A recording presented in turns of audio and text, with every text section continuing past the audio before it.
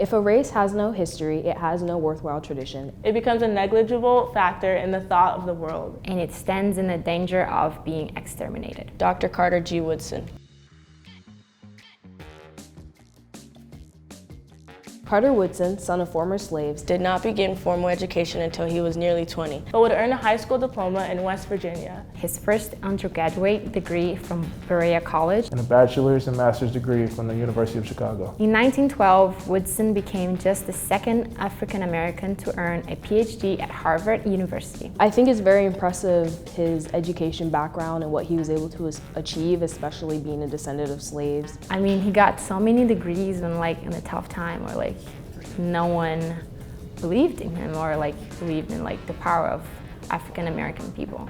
During his studies, Woodson witnessed how Black people were underrepresented in the books and conversations that shaped the study of American history. According to the way many historians taught the nation's past, African Americans were barely a part of the story. Dr. Woodson founded the Association for the Study of Negro Life and History. In 1926, to commemorate and celebrate the contributions to our nation made by people of African descent, Woodson established Negro History Week.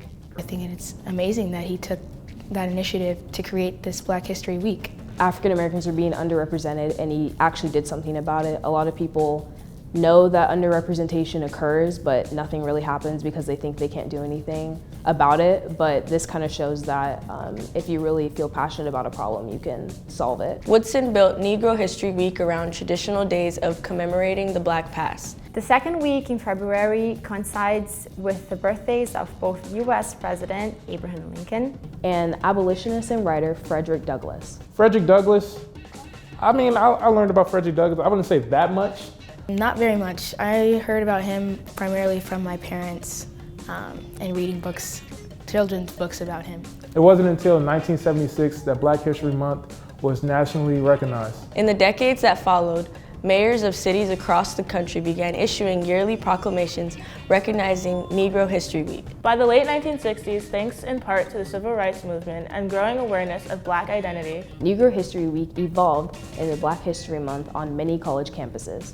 So it was 1976, and it started off as different weeks, and they started celebrating on college campuses and stuff like that. So this is the first time I'm getting to when Black History Month actually started. So this is interesting. Finally, in 1976, President Gerald Ford made Black History Month a national observance.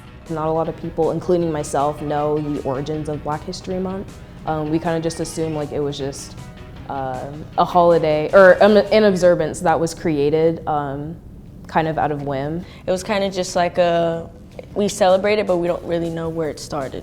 When it comes to learning about Black history, pretty much the only thing that's prominent in my memory is learning about slavery. So it's interesting to learn about other stuff because it's not just about slavery, there's more to it. The country's trying to take strides towards recognizing the impact of Black history and Black culture and Black people. But it's to be expected that not everybody's going to be as adamant about embracing this new Black History Month.